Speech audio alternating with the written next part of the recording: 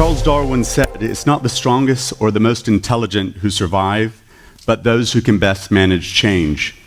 My name is Mark Orsini. I'm a documentary filmmaker, and today I'd like to talk to you about adapting and survival. Humans, we're good at both. We have to be. We have to adapt to changing environments through genetics. We adapt to changing circumstances through social relations. If groups, cultures, and nations don't adapt, they perish, they vanish. We've seen it in our history. My idea is quite simple. In order to survive, we must adapt. In order to adapt, we must change our cultural perceptions. Sometimes it's as simple as a dinner conversation, talking about politics and religion, life and death, love and hate, with other cultures or people you fear because of the lack of knowledge of them. I'm not sure what came first for me, my knack for adapting and assimilating, or my penchant for storytelling. I've come to think of them as more or less the same skill set. I was born in Puerto Rico on a succession of raised in a succession of military bases in the Far East, and then I moved to the most exotic place I'd ever been, Decatur, Georgia. The year was 1976, and I was 11 years old. At that time, there was a busing initiative supported by the Supreme Court called Minority to Majority Transfer. You can guess what that was in the American South in 1976. My family bought a house in an all-white neighborhood. It was the first time that we had lived off base, and I was pretty sure that we were the only Hispanic, Puerto Rican, Latino family for miles around.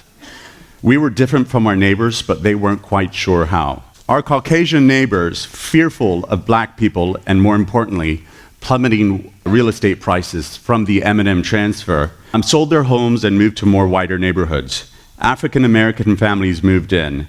We were not white, we were not black, we were this café con leche color, so that allowed us to blend in, and my storytelling allowed me to assimilate quite easily. A year living within a white neighborhood, and then a year later living with a black neighborhood really changed my perceptions of both sides, because I quickly noticed that the stories our former white neighbors told themselves about our black neighbors were no more true, accurate than those blacks told about the whites.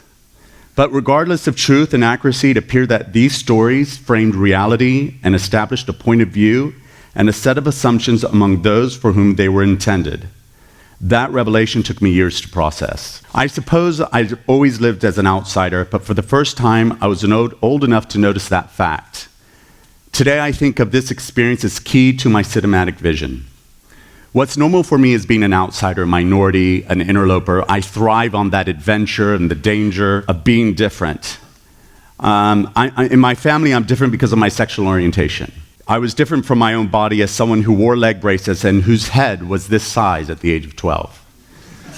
I'm different because I had a half a year of an illuminating special education classroom experience. And of course, at school, as an expat Puerto Rican bilingual Catholic kinkied hair artistic olive-skinned boy, I was different. Denial wasn't an option, so I had to adapt. I had to change my story, my style, my perspective, not to mimic the society around me, but to jump in, to swim, not to sink.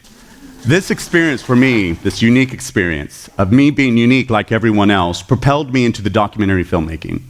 Life stories are already scripted and script doctored, edited and sound designed to take advantage of the medium of technology, of communication, and the demands of strangers, dinner dates, companions dates, or dear friends for entertainment or emotion. In truth, we all design our own stories to specific audiences and to accomplish various functions and fulfill various needs. Whether we know it or not, it's an adaptive mechanism. Some of us do it better than others. Some of us do it professionally, like myself. And some of us are more instinctively good at it, more relaxed with it. I had to accept the truth, however, that my stories, your stories, and all the stories that we tell, they had to be changed. They needed help. And it wasn't just a personal choice. It was a matter of survival, life or death, win or lose, be remembered or be forgotten, connect or miss the boat. I remember one of my first documentary feature films was a film that I shot in Ethiopia. My partner had come up with the idea of going to this third world country in 2007 with his loony friends. And I absolutely refused to go for all the other reasons that everyone would not want to go to a third world country for a month. And he insisted that I go, and I said I would go. And then the day we were supposed to leave, he fell ill, sending me with his eccentric friends and a film crew to Ethiopia for a month. Now, my experience in Ethiopia, or my perceptions of Ethiopia, were a country that was ravaged with civil war, AIDS, and malnourishment. We all remember We Are the World and singing. And these images from the 80s are the images that were left with me, because there were never any other images to change my perception, or perhaps your perceptions, of this country. So I went unwilling to this country, and I spent a month there. And it really changed my storytelling and my perception of these people. So much that this film, The Reluctant Traveler, ended up being a comedy. And if I tell someone that I did a comedy and docu-comedy in Ethiopia, they think I'm crazy, because I mean, of all the issues with this country, or the issues that we thought this country had. And what this did for me is it really opened up my ability to storytell, to be able to hear someone else's story, listen to someone else's story, and be able to accept that as their truth, whether it was true or not. And it also changed my perceptions in storytelling. It's very important that we learn in storytelling how to listen to what someone is telling you, and be able to take that, what they're saying, and be able to communicate it to a wider audience. It's like being a fly on the wall. This experience was so impactful for me that I've gone back many times. It's an amazing country if you haven't been. It's the 7th fastest growing economy in the developing nations.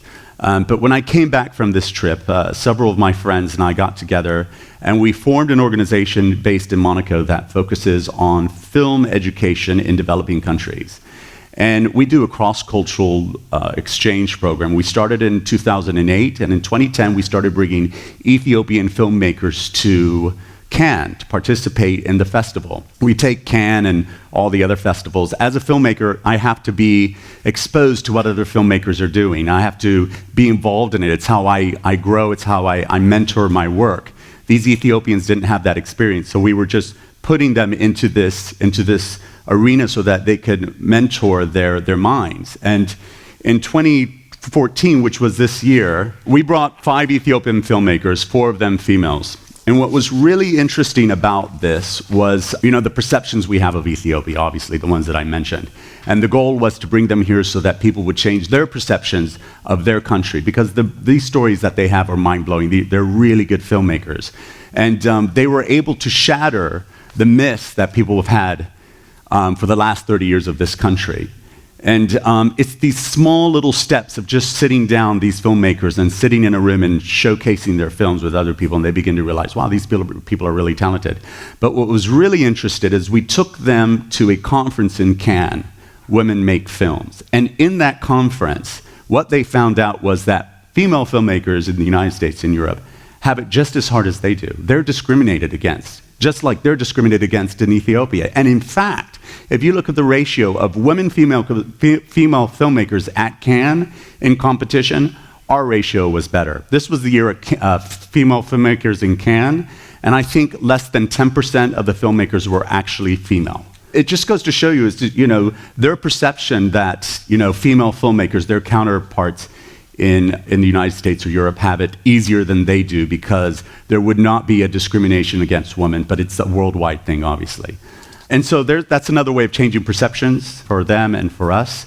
And this idea of changing perceptions was something that has really hit home for me. It's what I do in my documentary filmmaking. I did a film called Dinner at the Nogoes. I spent a lot of time in the Middle East. And, there's been a war on the Middle East, every Arab from the Middle East, since 9/11. If you're an Arab, you're a Muslim. If you're a Muslim, you're a terrorist. And this war on terrorism, or this war on a whole culture, comes from ignorance and fear. And that fear is put in us from the media. They force you to watch and get on TV and watch every morning. I mean, you want to know what's going on. So you want to see if there's a bomb or this or that, and the war on fear. They do it to sell and to confuse and whatnot. And most of these people haven't even been there. So I spent a lot of time in the Middle East. And every time I was down there, I would call my family and say, oh, I'm here. And they say, oh, be careful, it's dangerous. So I thought enough of this. So I did this film, Dinner at the Nogoes.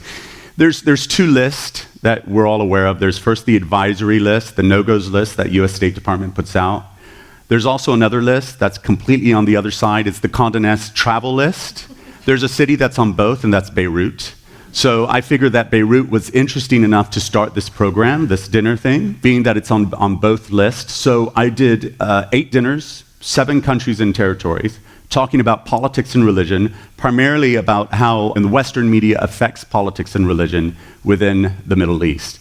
And we did amazing dinners discussing young, old, Shiite, Sunni, Christians, Jews, all sitting together and talking about the importance of communication, the importance of perception, misperception by the Western media. And it was an amazing exchange of thought. And most of the time, they were all friendly. Sometimes people got a little overheated. But what was really interesting about this exchange was, in the end, the person who I was doing this with could not come to Israel, obviously, because he was from Beirut, and his country would have put him in jail. But he was able to go to Decatur, Georgia, where I was, by the way, a roller figure skater. It was going to be an Olympic sport. I was sure of it. It was the late 80s, it's late 70s. Didn't work out. But anyway, I took him to Decatur, Georgia, and those same friends of mine who I grew up with, who were white and black, who were active Tea Party activists. They were involved in that party, those people. And they had this fear of Muslims, period. And so I brought this Muslim to this dinner party, and it, of course, opened up with, well, if you had Southern white women like myself going in and blowing up your buildings, then you would put a restriction on Southern white women from coming in. The Sunni Muslims going, are you crazy? What are you talking about? Just because Sunni Muslims are doing these things doesn't mean all Sunni Muslims are the same. And so it was a real interesting change of a perception for my friends and for the Sunni Muslim whose friends told him not to come to Decatur, Georgia because of racism and everything. And what came out of that is 143 guests talking about dinner parties from around the world, an exchange of ideas, and we have almost 60,000 likes on Facebook right now, which means these people are sharing the project, talking about it, and it's the idea of changing the story out there, the story that's being told. Which I think is very important to change the story that we're telling. And this dinner party was something that we were able to do, and it accomplished that. So, in my final thought, I think it's important that we, in our work, that we prefer dialogue, or better yet, a plethora of voices, assertions, claims, and information, a conversation or debate that opens up the space for the audience to insert itself, to participate and engage instead of only watching or tuning out altogether. I have learned how to construct stories about topics in the real world from learning how to construct stories about my own life, stories that had an adaptive function and which unexpectedly allowed me not only to survive, but to thrive. I learned how to tell them by listening to those told by others. I invite you to listen to other points of view, to being open to perspectives and the ability to emphasize or care from afar. I invite you to adapt your own stories by changing people's perceptions on how they perceive their own stories, your stories, and the story waiting to be told. That is my TEDx idea. Thank you very much.